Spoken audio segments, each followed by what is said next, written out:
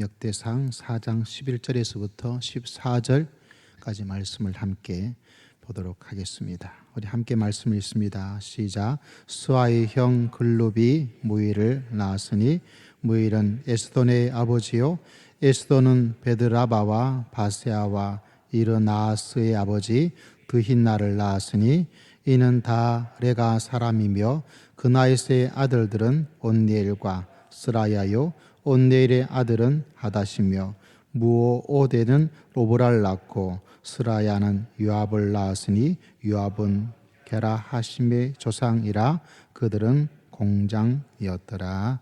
아멘. 할렐루야. 우리 자연 성도 인사하겠습니다. 어서 환영합니다. 은혜 많이 받으세요. 인사 나누겠습니다.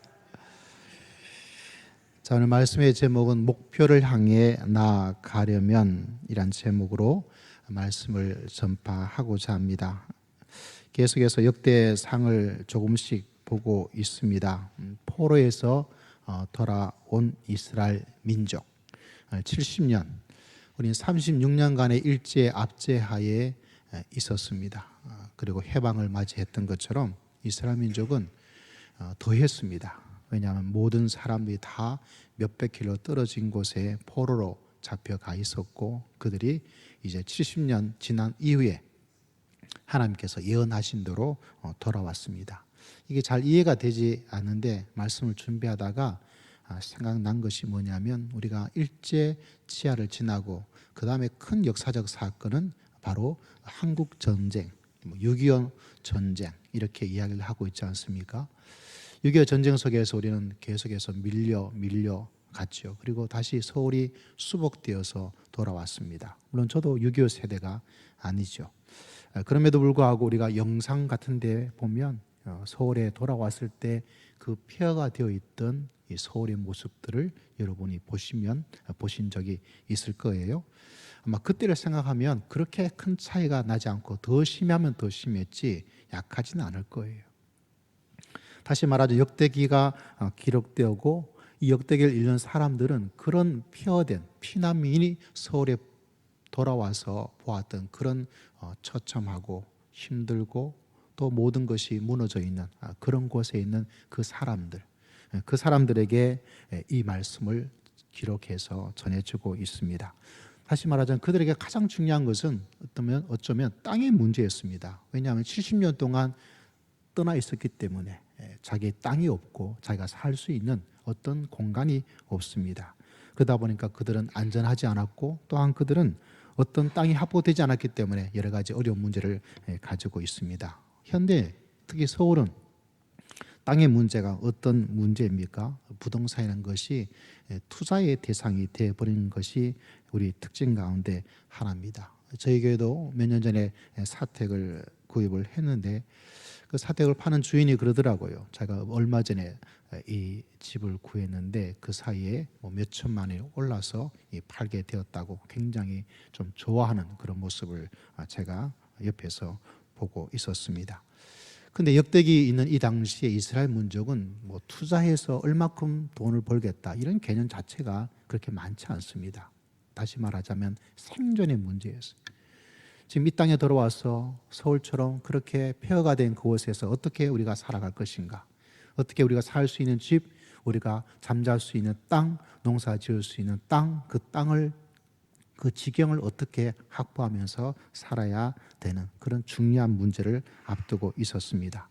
그런 가운데서 이 역대기가 기록이 되어지면서 이 향폐화된 예루살렘 그리고 폐허가 되어버렸던 이 도시 그 속에 살고 있는 사람들 마음속에는 좌절과 실망 그리고 어려움 속에서 낙심 이런 여러 가지 복잡한 어떤 마음들을 가지고 있었습니다. 그랬기 때문에 이 아픈 현실을 이 절망스러운 현실을 어떻게 넘어설 수가 있을까? 이 국가적 문제를 어떻게 해결해 나갈 수가 있을까? 역대기 저자는 이 문제를 해결하기 위해서 다른 곳에 해결책을 찾지 않고 그들이 이전에 있었던 역사를 통해서 역사 속에서 어떤 일이 있었는가 그것을 찾아서 그들에게 해답을 주고자 노력을 했습니다. 여러분 역사란 무엇입니까? 가짜가 아니고 뭐죠? 진짜예요. 역사란 무엇입니까? 소설, 만든 이야기가 아니라 실제로 이미 일어난 이야기입니다. 이 성경이 가지는 특징이 하나가 뭐냐면 어떤 있을 가공적인 이야기를 하고 있는 것이 많지 않아요. 어떤 이야기? 실제 사항, 진짜 일어난 일. 안 일어난 이야기를 가지고 하나님 이야기를 하지 않고요. 없었던 이야기를 만든 것도 아니고 실제로 우리 속에서, 사람들 속에서 일어난 이야기를 우리에게 말해주고 있습니다. 이 가진 특징이 무엇입니까? 진정성이에요.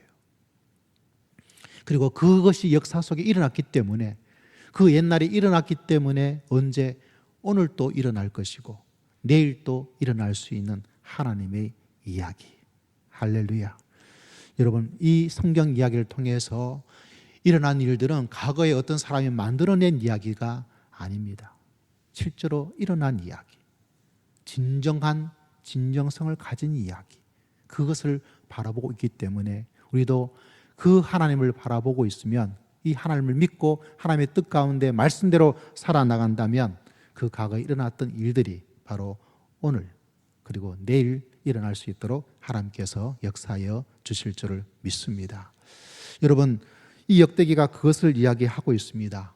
바로 이런 목표를 가지고 역대기 과거에서 어떻게 우리 민족은, 우리의 조상들은 이 문제를 해결해 나아갔을까? 그래서 우리 개인적인 인생의 목표, 국가의 목표, 사회의 목표, 그리고 교회의 목표가 있다면 오늘 말씀을 통해서 귀한 은혜와 하나님의 은총을 체험하는 소중한 귀한 시간 되시기를 주의 이름으로 축복합니다. 그렇다면 여러분, 오늘 역대기는 우리에게 말하기를 어떤 해답을 주고 있습니까? 목표를 이루려면 어떻게 해야 된다고 말씀하고 있냐면 첫 번째는 기도. 뭐라고요? 기도. 뭐라고요? 기도. 우리는 지난번에 야베스를 먼저 보았습니다. 기도하는 것. 여러분, 구약 성경에서 기도한다는 단어로 번역될 수 있는 히브리어가 팔랄이라는 단어가 있습니다. 팔랄. 근데 이 동사에서 파생된 단어가 기도, 테필라 이런 단어가 있습니다. 그런데 우리가 지난주 살펴보았던 야베스의 이야기 속에서 어떤 것들을 우리가 생각해 볼 수 있냐면 거기에 나오고 있는 단어가 일반적인 팔랄이라는 단어가 아니고 거기에 나오는 히브리어가 꽈라라는 단어예요. 꽈라. 꽈배기 아니에요. 꽈라. 느낌이 뭔가 꼰 같은 느낌을 가지지 않나요? 꽈라. 이 꽈라는 어떤 의미를 가지고 있냐면 일반적인 기도보다는 조금 더 강력해요. 아주 강력합니다. 어느 정도로 강력하자 하냐면 아주 간절하게 하나님을 찾는 모습, 다시 말하자면 온 힘을 다해서 하나님께 부르짖고 나아가는 그 모습을 우리에게 보여주고 있습니다. 우리가 읽지 않았지만 지난주 보았던 역대상 4장 10절을 보면 이렇게 기록되어 있습니다. 10절, 여러분 성경책 한번 보세요. 화면 나오지 않습니다. 한번 읽어보겠습니다. 시작. 야베스가 이스라엘 하나님께 아뢰어 이르되 주께서 내게 복을 주시려고 나의 지역을 넓히시고 주의 손으로 나를 도우사 나로 환난을 벗어나 내게 근심이 없게 하옵소서 하였더니 하나님이 그가 구하는 것을 허락하였더라. 이 야베스의 기도가 이 역대기가 말해주고 있는 우리의 목표를 이루는 첫 번째 방법 중에 하나. 근데 그 기도가 어떤 단어를 사용하고 있다고요? 꽈라. 하나님께 간절히 구하는, 온 힘을 다해서 나아가는. 지금 문제를 해결하고 목표를 향해서 나아가려면 믿음의 성도들이 해야 될 가장 중요한 것이 뭐냐? 꽈라예요. 꽈라. 그 꽈라는 그냥 평범하게 기도하는 그 정도의 기도가 아니에요. 여러분, 목표가 높으면 높을수록 그것을 이루기 위해서 우리들의 꽈라, 여러분의 꽈라, 그것이 이루어져 그 간절한 그 온 힘을 다해 드리는 그 기도.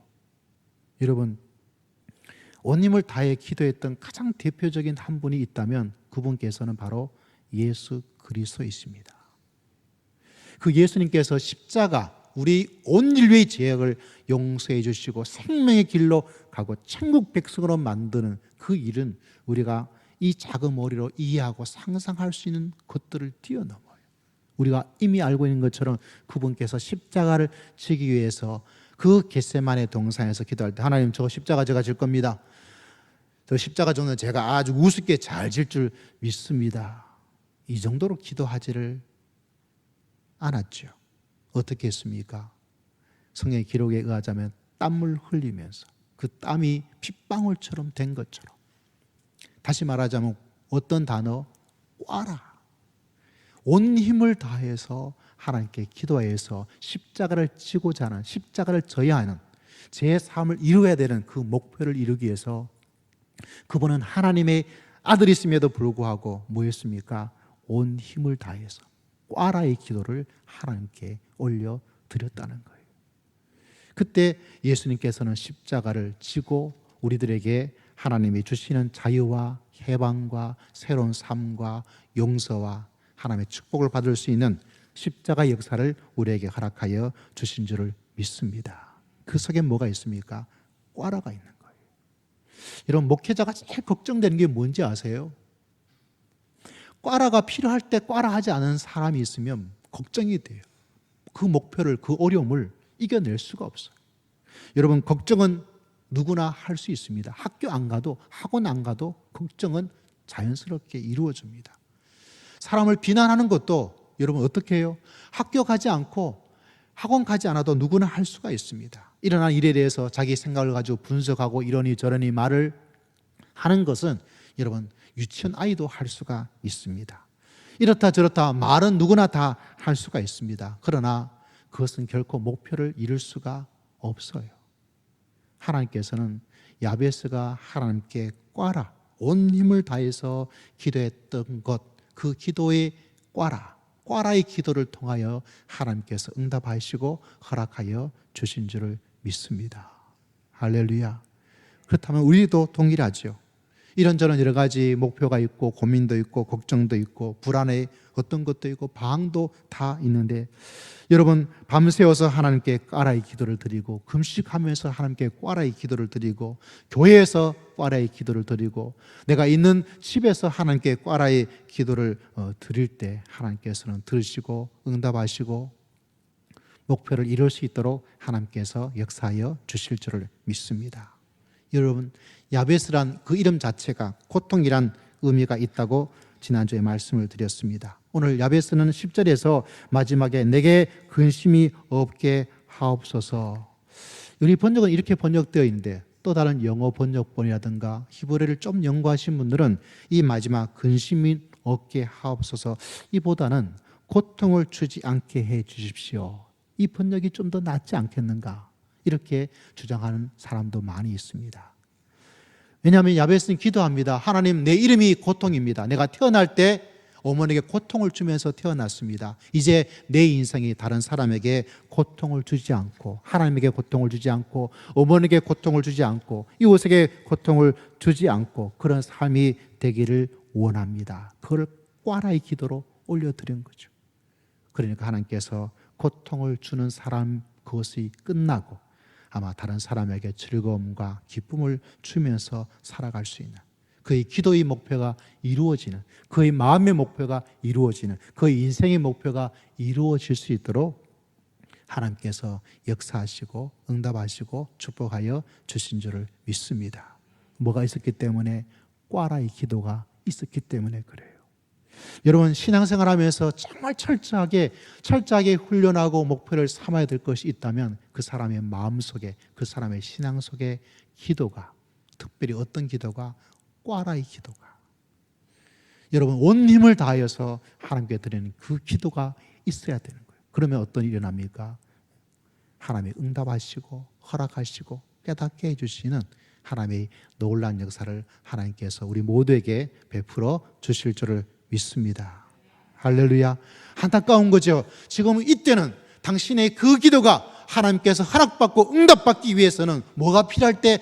꽈라가 필요할 그때인데 꽈라는 하지 않고 마음이 꼬여서 그런 건지, 꽈배기만 좋아해서 그런 건지 그 기도가 평범한 거예요. 느슨한 거예요.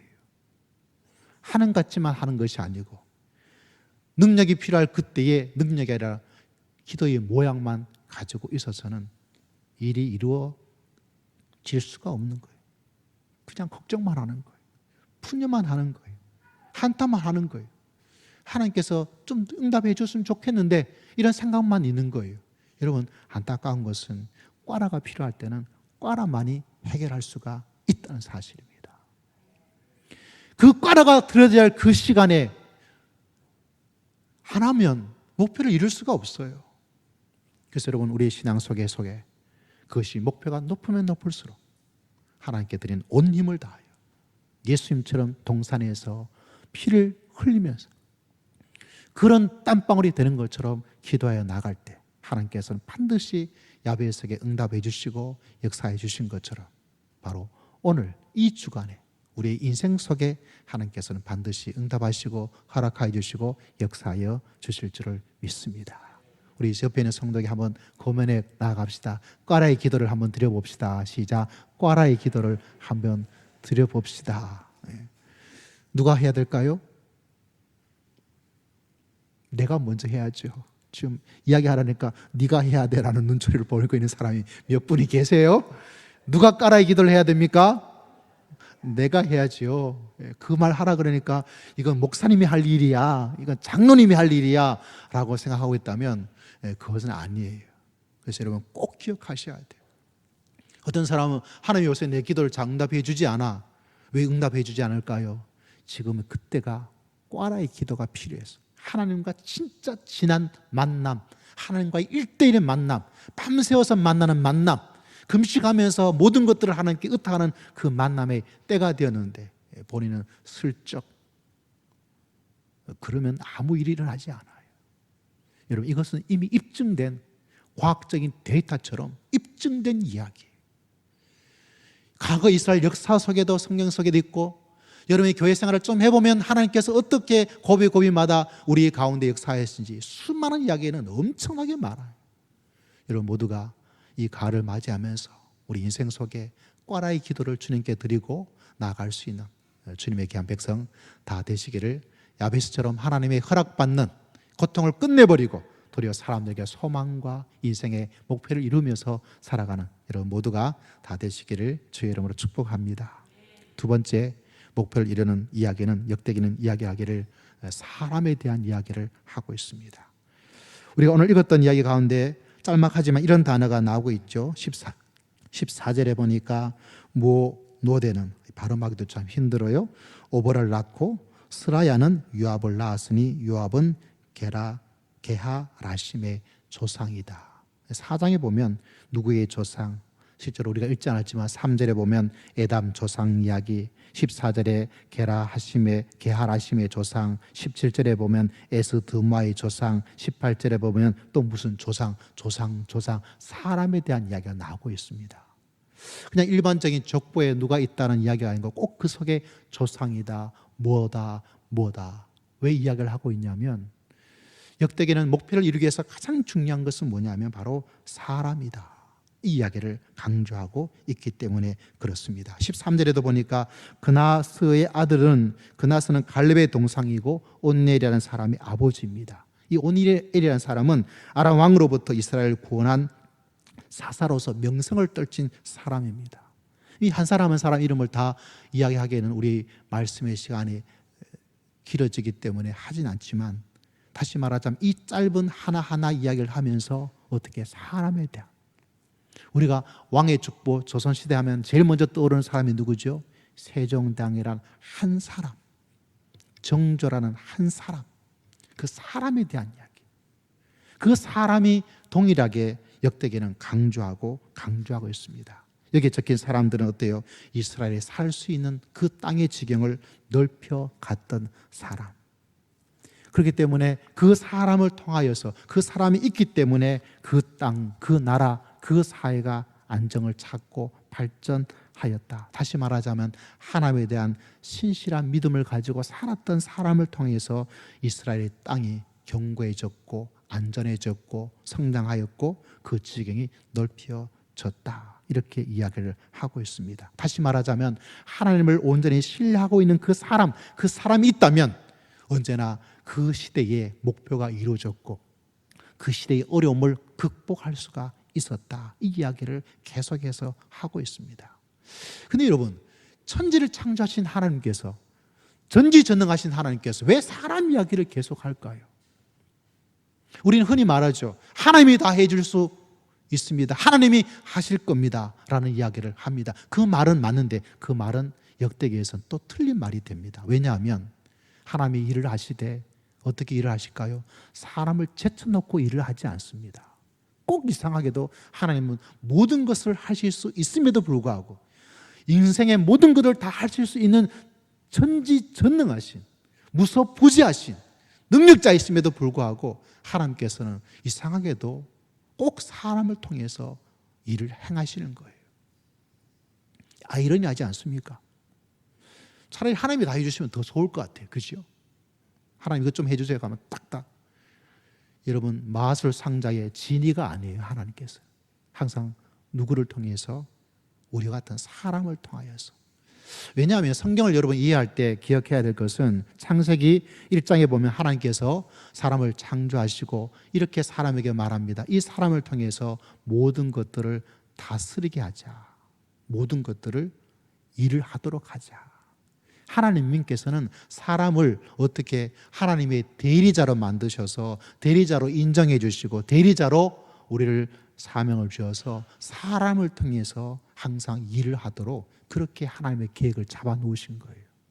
그래서 우리가 죄를 지었음에도 불구하고 하나님께서는 전적으로 그분이 모든 것을 할 수 있음에도 불구하고 창세기에 기록된 의도대로 하나님의 계획대로 누구를 통해서? 사람을 통해서 인생의 모든 일을 할 수 있도록 그렇게 하시는 거예요. 하나님께서 마음만 먹으시면 저 아프리카의 가난에서 뭔가 먹을 수 있는 그 하나가 없는 그 사람을 다 먹일 수도 있어요. 그런데 하나님의 계획 속에는 하나님이 직접 하는 것이 아니라 항상 무엇을 통해서? 누구를 통해서? 사람을 통하여서 하시는 거예요.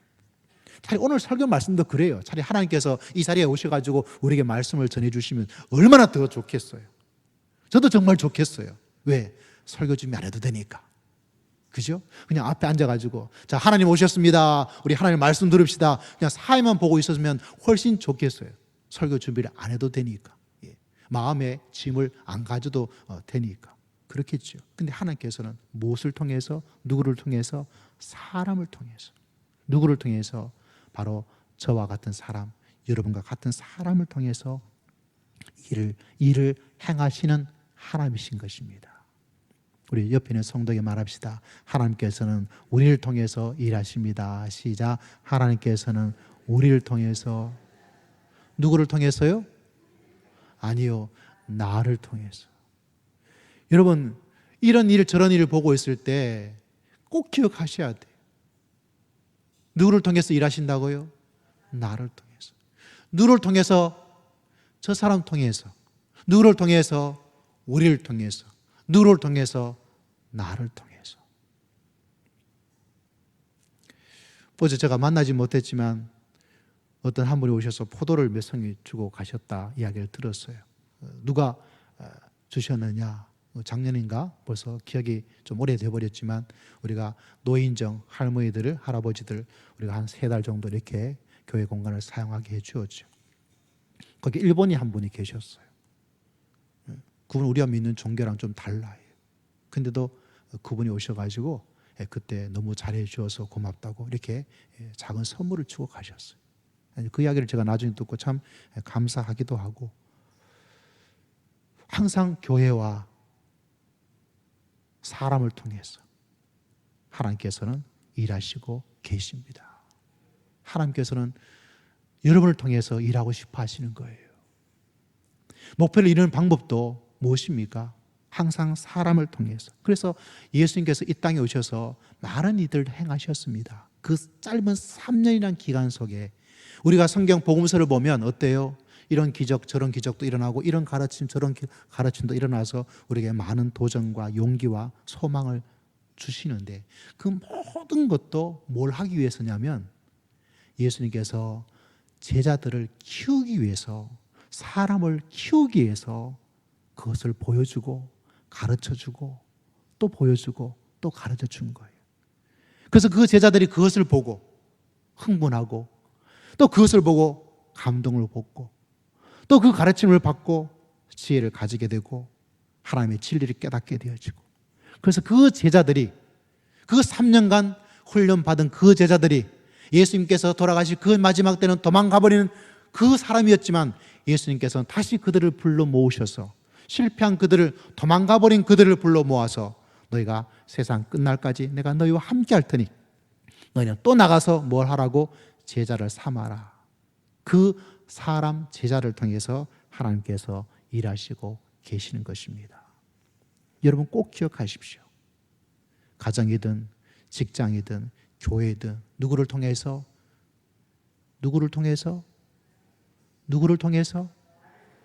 감사합니다. 목사님을 통해서라고 말하지 않아서 나를 통해서. 그걸 꼭 기억하셔야 돼요.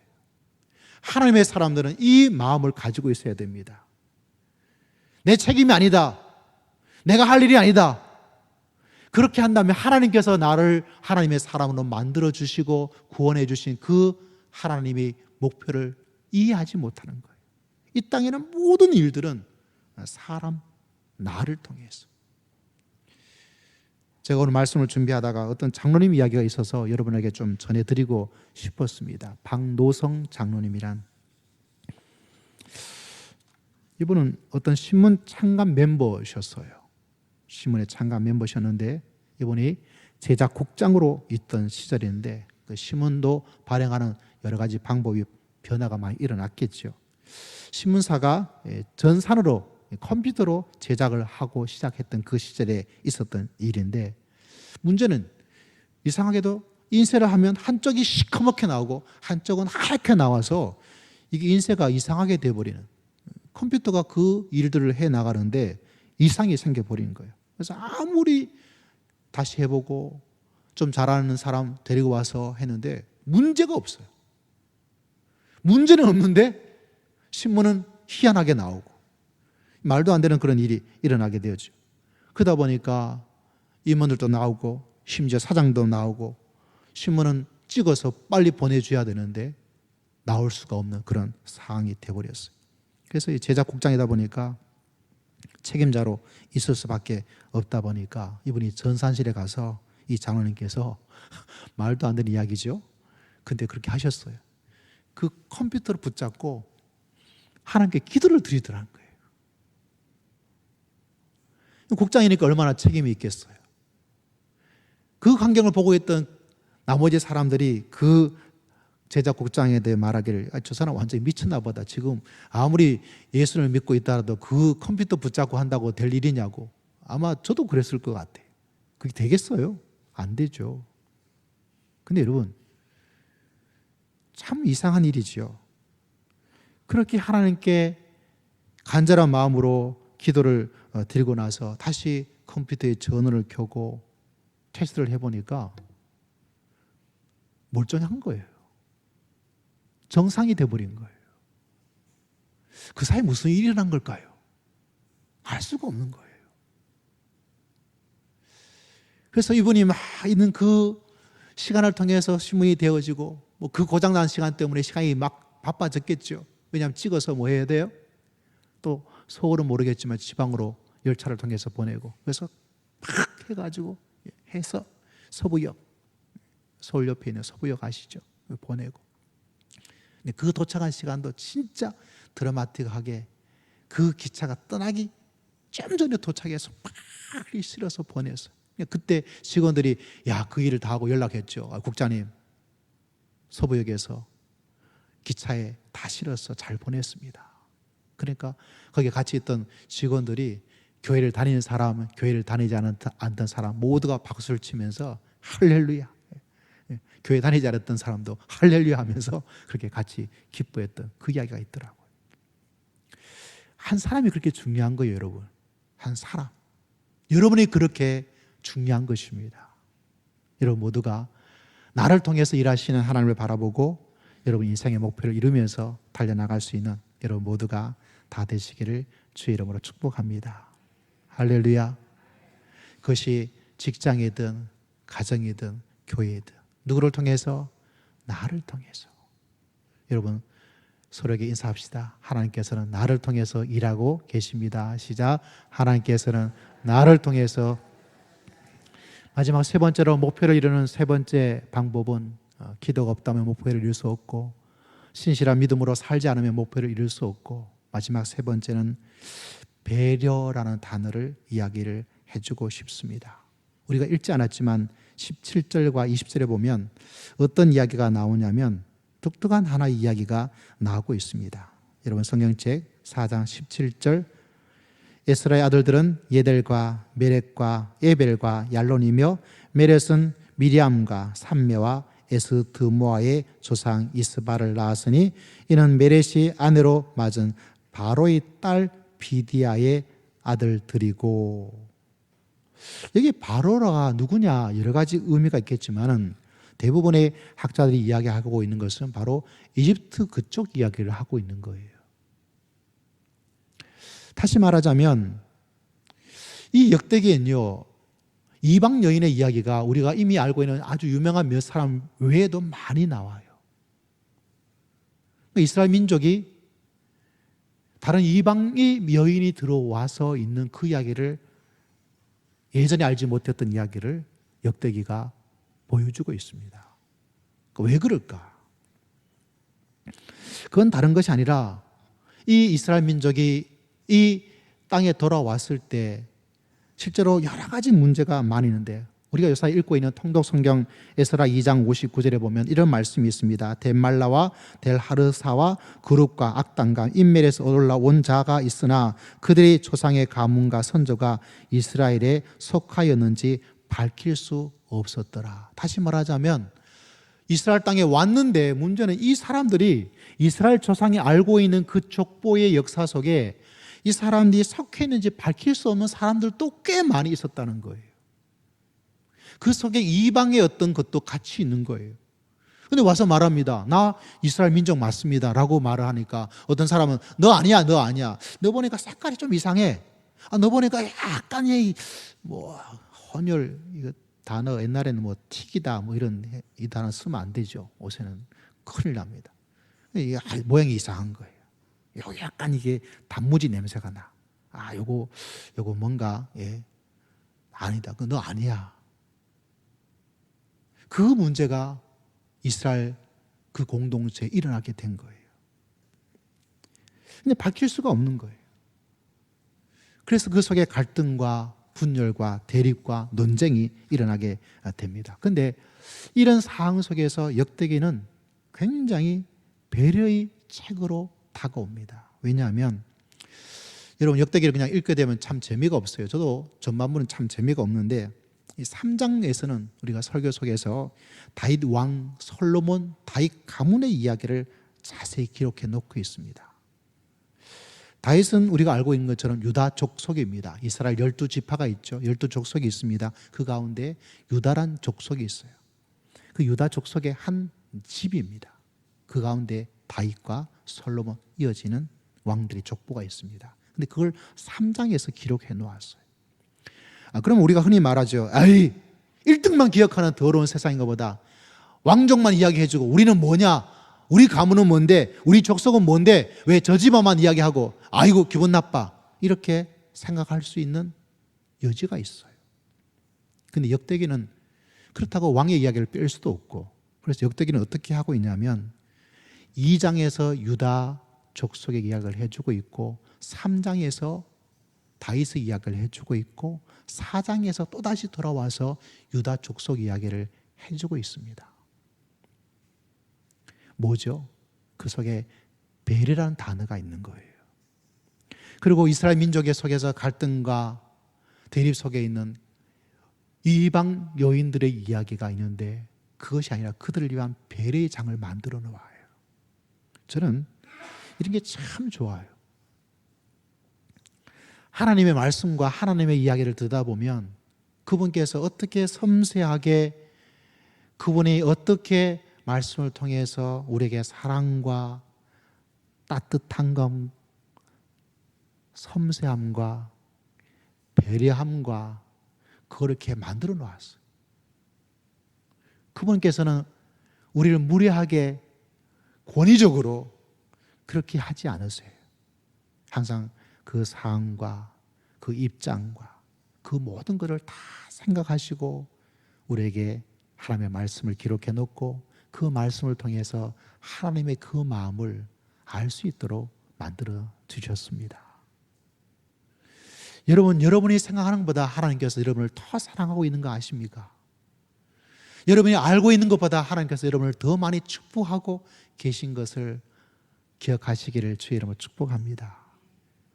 여러분, 제가 이걸 말씀드리지 않았으면 여러분은 이 역대기 속에서 하나님의 이런 배려하심과 하나님의 섬세함을 모르는 거예요.